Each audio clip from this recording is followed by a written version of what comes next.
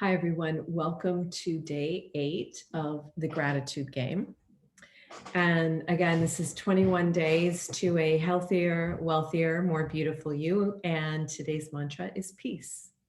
So last week, what we were doing is getting rid of old ideas and realities that live with us, but no longer serve us, and choosing to embody instead of blind faith and resentment and victimization, choosing instead to be the change we wish to see.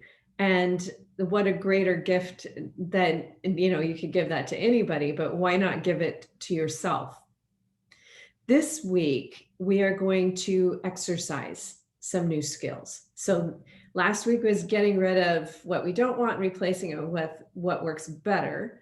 And this week is active embodiment. Remember, I talked about the path to wisdom. So at the beginning, you're kind of looking at things and it looks like incomprehensible. It's gobbledygook. And then you start recognizing data points. You start recognizing words. Let's say it's a language.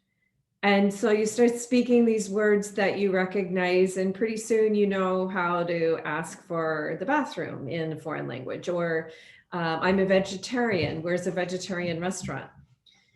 And then as you start communicating in this new realm, pretty soon you start to be able to read things. You can read children's books, you can start reading middle school books, you can start reading novels or even newspapers.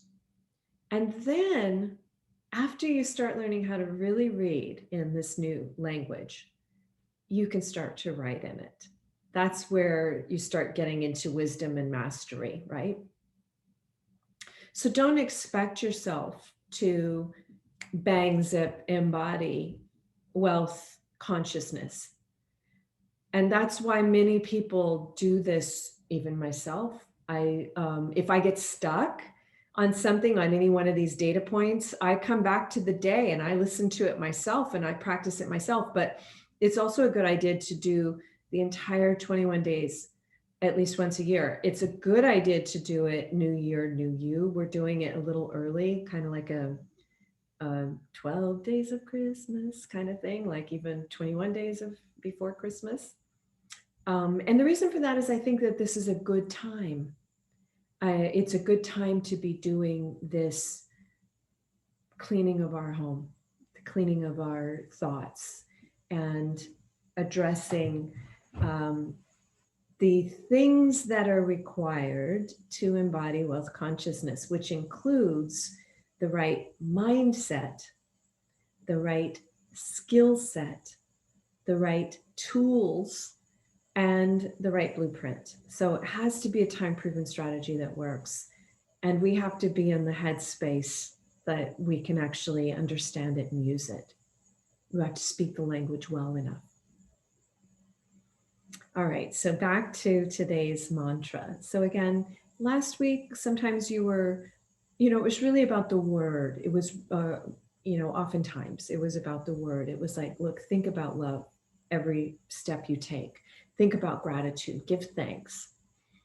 Think about forgiveness, how you can forgive somebody rather than what they did to you. And this time, it's more about embodying actions and thinking of yourself in this new way. So with the mantra peace, your action today is to be a peacemaker at all steps. So it's not just thinking peace, I wish you peace, blah, blah, blah, blah. It's creating peace. I'll give you an example. This is a real world example. So I was driving in Santa Monica back in the olden days when we used to drive in Santa Monica. Now everybody likes to walk or ride a bike or take the e-scooter or take the bus. But in the olden days, everybody drove a car. It was terrible because there was gridlock traffic. It was really hard, but that's what we did. Anyway, I was driving a car and I was going somewhere, and on the way I decided to stop at a coffee shop and pick up an espresso. So it was in the I can't remember if it was in the morning or the afternoon, but it was a popular little place on Montana Avenue, which is kind of a posh little place. And, but the coffee isn't expensive. It's just coffee, right? Or espresso.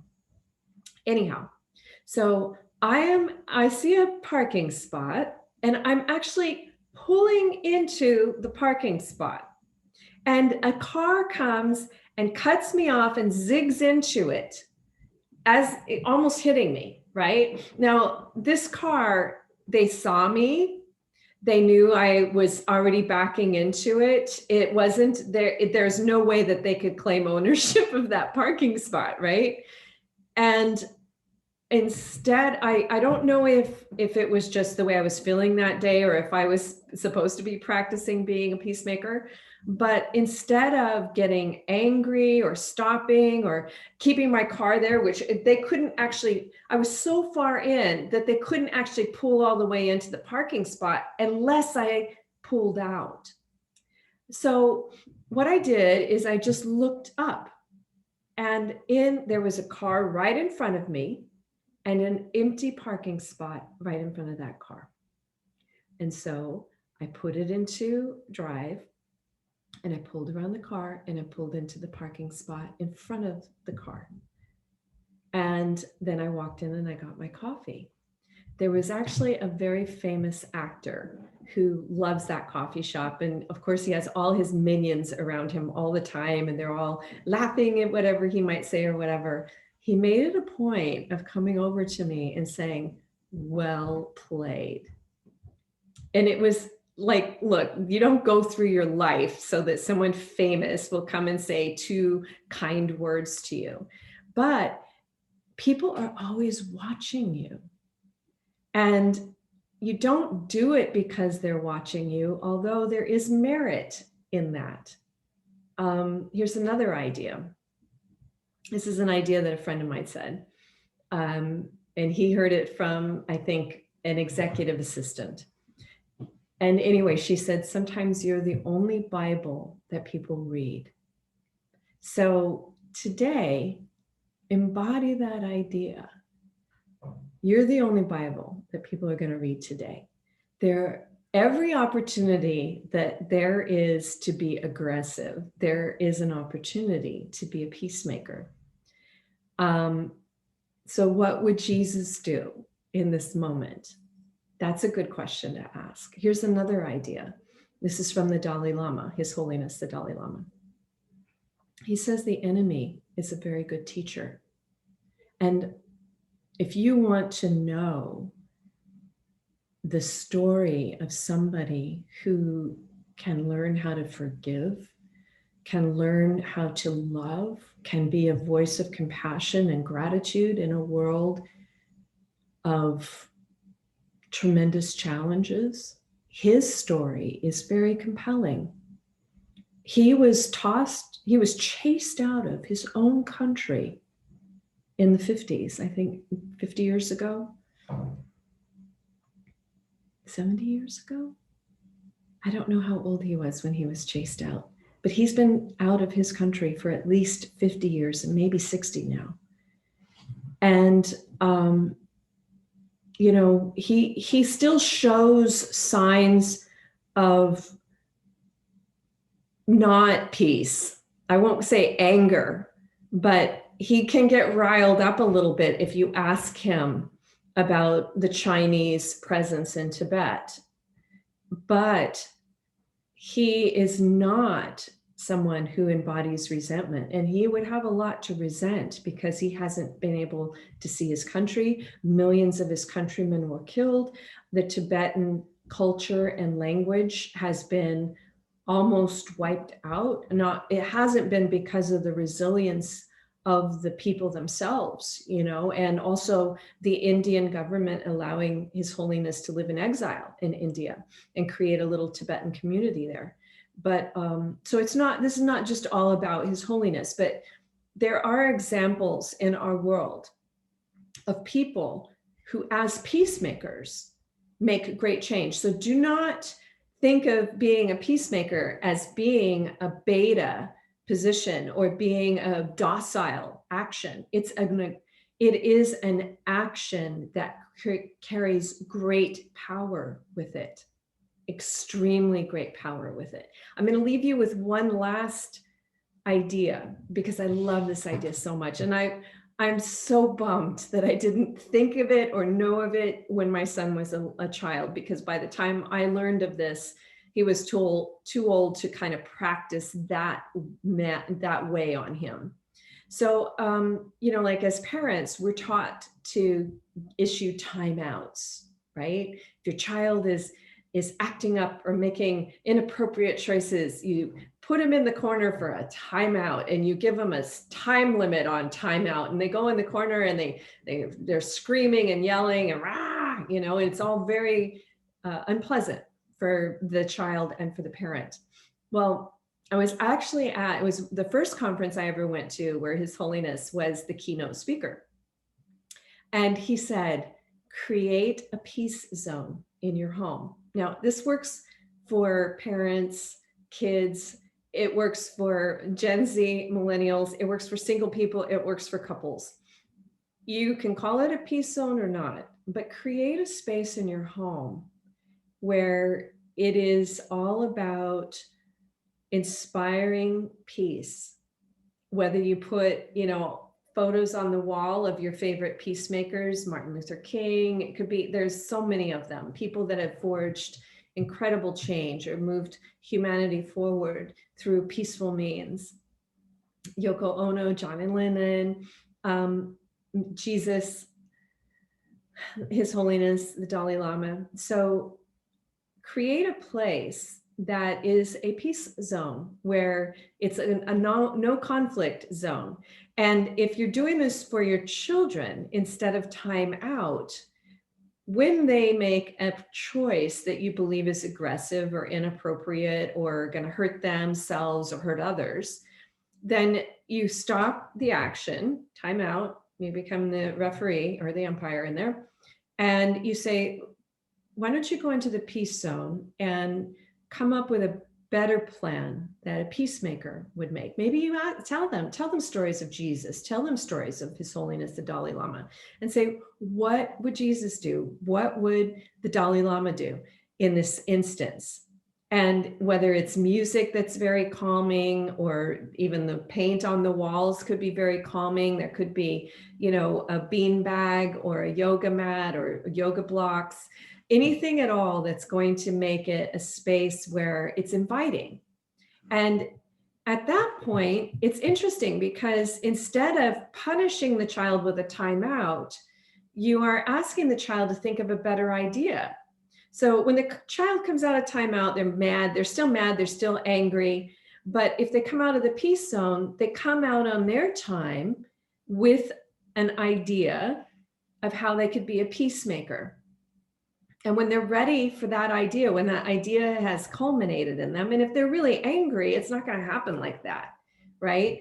So, and you may go in there with them and let's breathe through this. Maybe you're helping them get through it by giving them some tools. But again, not it would have to be peace zone oriented tools. It wouldn't be go in there and say, stop yelling, right? It'd have to be something that's calming, because that would be the whole goal of that area and that space. Okay, so you get the point. Today, embody peace and be the peacemaker.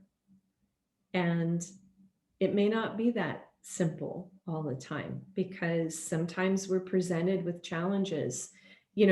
When the Dalai Lama says the enemy is a very good teacher, that indicates that he felt strongly that somebody was his enemy at some point.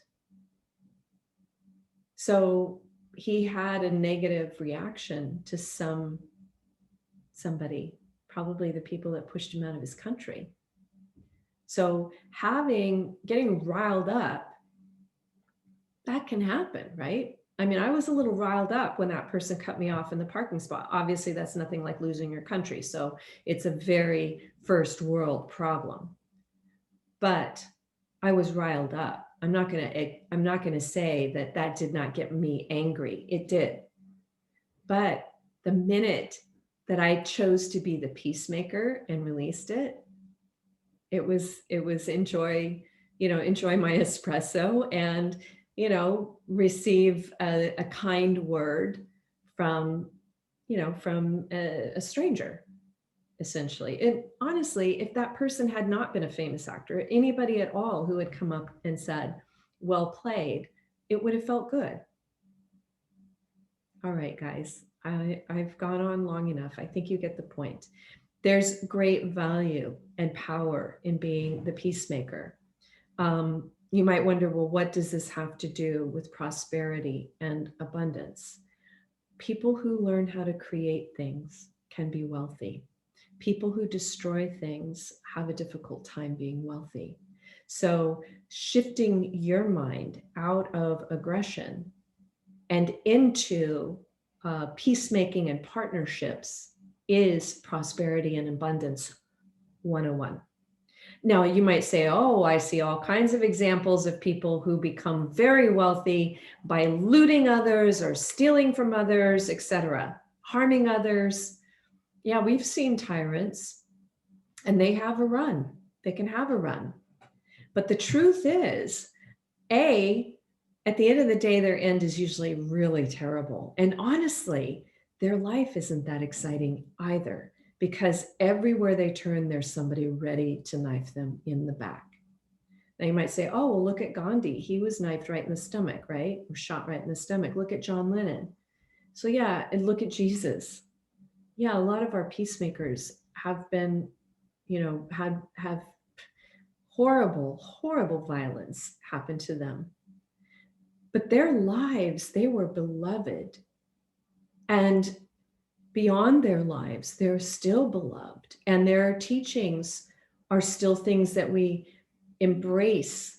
And I can tell you that every footstep you take in peace is 100 times more joyful than a footstep you take, in anger.